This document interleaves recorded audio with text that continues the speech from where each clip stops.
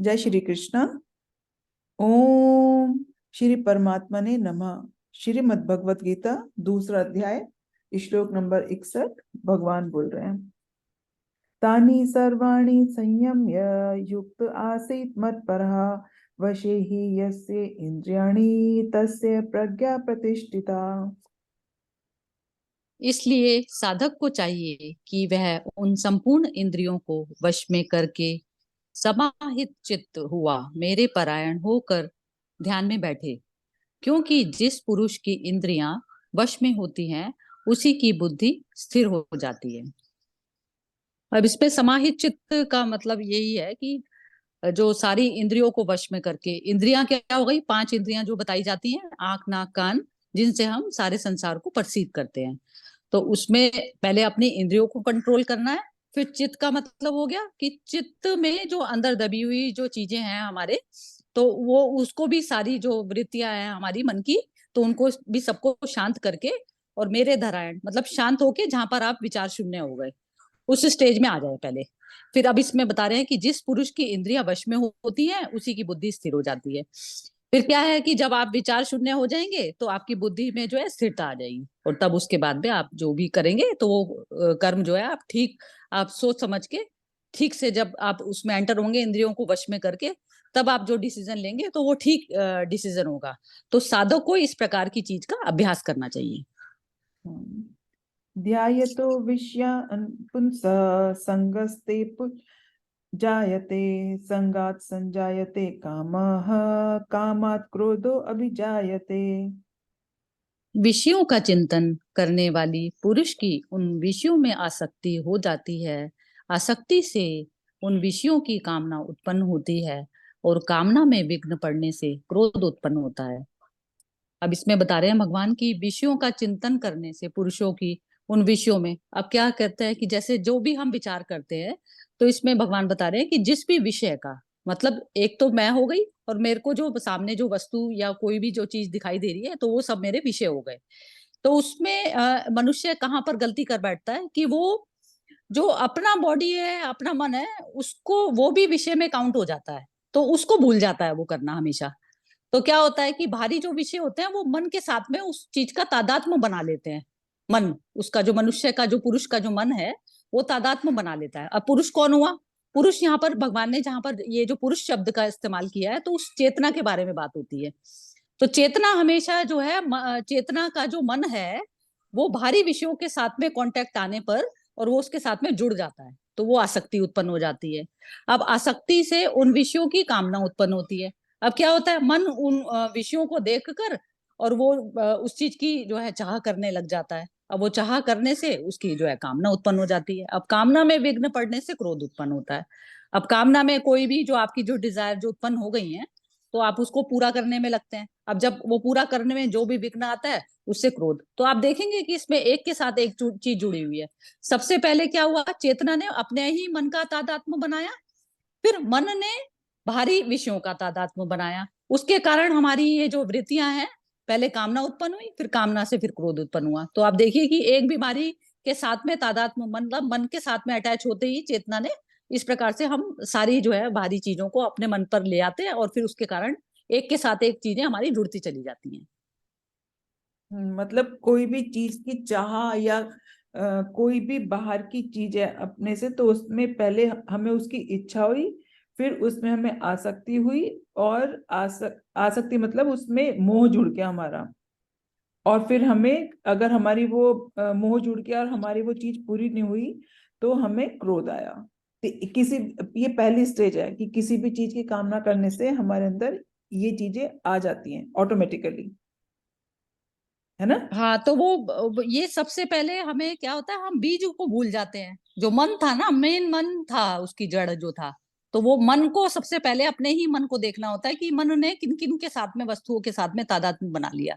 तो चेतना सबसे पहले चेतना की गलती क्या होती है, इसमें इसमें चेतना की गलती सबसे पहले क्या हुई कि उसने मन के साथ में तादात्म्य कर लिया अपना। ये गलती होती है, और यहाँ पर ही जो है मनुष्य चूक कर जाता है। ठीक है। क्रोधाब्धवति सम्मोह सम्मोहत स्मृति विभ्रम स्मृति भ्रंशात् बुद्धिनाशो बुद्धिनाशात् प्रणश्यति। क्रोध से अत्यंत मूढ़ भाव उत्पन्न हो जाता है, मूढ़ भाव से स्मृति में भ्रम हो जाता है, स्मृति में भ्रम हो जाने से बुद्धि अर्थात ज्ञान शक्ति का नाश हो जाता है, और बुद्धि का नाश होने से यह पुरुष अपनी स्थिति से गिर जाता है। अभी ये देखा, समझ में आई ये चीज? इसमें ये बोल रहे हैं क्रोध से अत्यंत मूढ़ भाव। अब क्या है कि जैसे पहले तो आपका जो है मन ने तादात्म्य करा भारी विषय से, विषय के कारण आपके मन में हुई कामना उत्पन्न। अब कामना उत्पन्न होने के बाद में कामना का पूरा ना होने की वजह से क्रोध उत्पन्न हुआ। अब क्रोध से क्या है कि आपकी बुद्धि में भ्रम आ गया। अब बुद्धि में भ्रम आने से जो आपकी स्मृति में भ्रम कैसे हुआ कि बुद्धि आपकी जो करंट सिचुएशन को जो आंकलन कर पाती, अब वो अपनी जो डिजायर के उसमें आ गई, शिकंजे में आ गई। अब वो स्मृति जो उसकी जो उसको भूल पड़ जाती कि मैं हूं कौन। स्मृति क्या चीज हो गई कि अपनी ही याद भूल गई, उसको मन के उसमें आ गया वो। अब स्मृति में भ्रम हो जाने से बुद्धि अर्थात ज्ञान शक्ति का, अब ज्ञान क्या है उसमें, अब समझ की विवेक शक्ति जो है उसमें खत्म हो गई। अब जैसे ही मन ने तादात्म्य बाहर की चीजों से बनाया, उसमें ज्ञान शक्ति खत्म हो गई। ज्ञान शक्ति क्या होती है कि हमें क्षणभंगुर और जो शांति में हमें फर्क नहीं पता चल रहा कि जो हमें हमें शांति की जगह हम अशांत किस प्रकार से हो गए। तो ज्ञान शक्ति विवेक, और विवेक बुद्धि का खत्म हो जाना ज्ञान शक्ति का नाश है। अब बुद्धि का नाश होने से यह पुरुष अपनी स्थिति से गिर जाता है। अभी क्या होता है, जो निम्न में अटकते ही मनुष्य का जो है वो स्थिति से गिरना अपने आप ही हो गया ना, क्योंकि वो गिरना क्या हो गया, प्रकृति के साथ में जुड़ते ही और जो है वो गिरना उसका शुरू हो गया।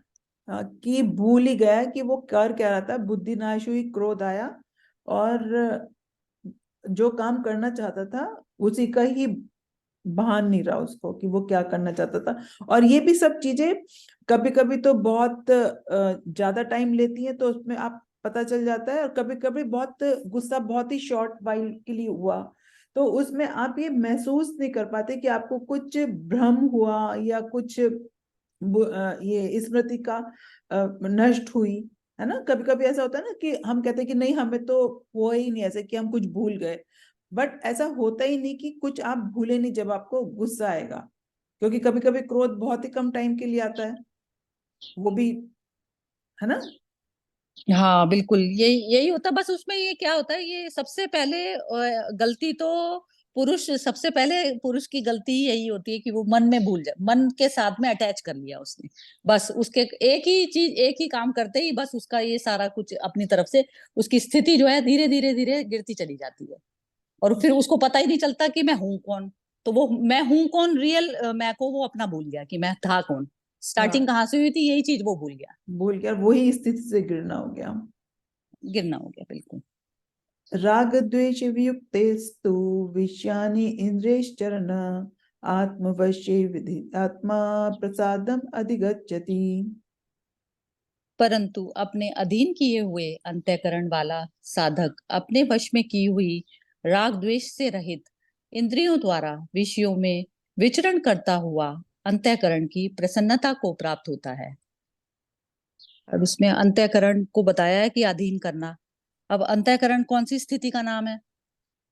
जहां पर आपके जैसे आप जो है जैसे हर क्षण जो है आप जो जो कर्म करते हैं, तो कर्म जो है अपने संस्कार छोड़ते चले जाते हैं मन के ऊपर। जैसे कहते हैं ना, हम पानी डालते हैं, जैसे उस पे एक जमीन पे जैसे दरार पड़ जाती है, तो अब दरार धीरे धीरे धीरे धीरे पड़ी, हमें पता नहीं चलता ये सब चीजें। अब जैसे पानी क्या होता है, धीरे धीरे उस जमीन पे फिर रुकने लग जाता है।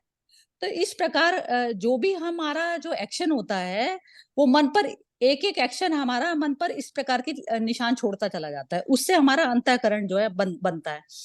अब इसमें कह रहे हैं जिसका अंतःकरण अपने अधीन हो। अब अंतःकरण को शुद्ध कैसे किया जाएगा? सबसे पहले अपने अंतःकरण को शुद्ध भाव, हम आत्म भाव करके अपने उसको मन को शुद्ध करते हैं। जैसे ही आत्मा का प्रकाश मन पे पड़ता है, तो जो उस पे जो लकीरें बनी हुई होती हैं वो धीरे धीरे हील होती चली जाती हैं। जब हम आत्म पद पर बैठकर काम करते हैं, जिसमें हमारी चेतना बिल्कुल अलग है और मन को हम अपने देखते हैं, आत्मा के प्रकाश में जब हम मन को देखते हैं, तो अंतःकरण पे जो लकी हुई लकीरें होती हैं तो वो धीरे धीरे बढ़ती चली जाती हैं। तो उससे क्या होता है, हमारा मन पूरी तरह से हमारे कंट्रोल में आ जाता है। अब कंट्रोल में आने पे अब क्या होता है राग द्वेष, अब सपोज कीजिए कि बाहरी जो विषय हैं उनसे हमें किसी से राग है, किसी से द्वेष है। अब वो राग द्वेष को क्या होता है, अब हमने अपने आत्मा के प्रकाश जब उस पे पड़ा तो हमें पता चल जाती है कि ये यहाँ पर हमें राग हो रहा है, यहाँ पर हमें द्वेष हो रहा है। तो क्या होता है जब इंसान अपना अंतःकरण कंट्रोल में किया हुआ है तो राग द्वेष उत्पन्न भी हुए तो वो उनको देख लेता है। अब उसकी इंद्रियां सारी जो है वो पूरी कंट्रोल में है उसके अपने।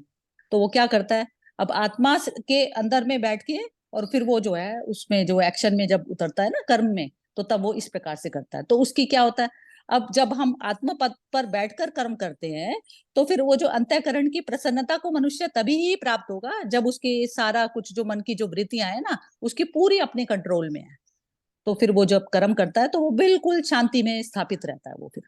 मतलब ये हुआ कि जब मुझे किसी वस्तु मतलब विषय पर ध्यान गया कि मुझे ये चाहिए या नहीं चाहिए, कोई भी एक XYZ, कि मुझे किसी बात से मेरा मन अटक गया, मुझे उसमें मेरी आसक्ति हुई, और आसक्ति होने पर मुझे अगर वो चीज नहीं मिल रही तो मुझे गुस्सा आया, तो उसमें गुस्सा आने में मेरी स्मृति में भी नाश हुआ, और मेरा गुस्सा आया तो वो मुझे सही गलत की पहचान नहीं रही, तो वो मैं अपनी स्थिति में से नीचे आ गया, क्योंकि मेरे मन के विचार मुझे परेशान कर रहे हैं, है ना। और वो ये जो है, अब इसमें क्या हुआ कि अगर मैंने शुद्ध भाव से शुद्ध भाव मतलब कि एक स्थिर बुद्धि से मैंने सोचा कि मुझे गुस्सा क्यों आ रहा है, अपने अंतःकरण में सोचा कि मुझे गुस्सा क्यों आ रहा है, तो अगर वो मुझे समझ में आ जाता है तो ऑटोमेटिकली मेरा मन शांत हो गया,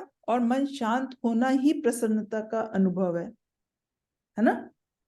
मन का शांत होना अंतःकरण का। बिल्कुल वो प्योरिटी से ही आता है कि जब हम राग द्वेष ये सब चीजें उत्पन्न होती हैं, हम जीवन रहते ही खत्म नहीं हो सकती ये सब चीजें।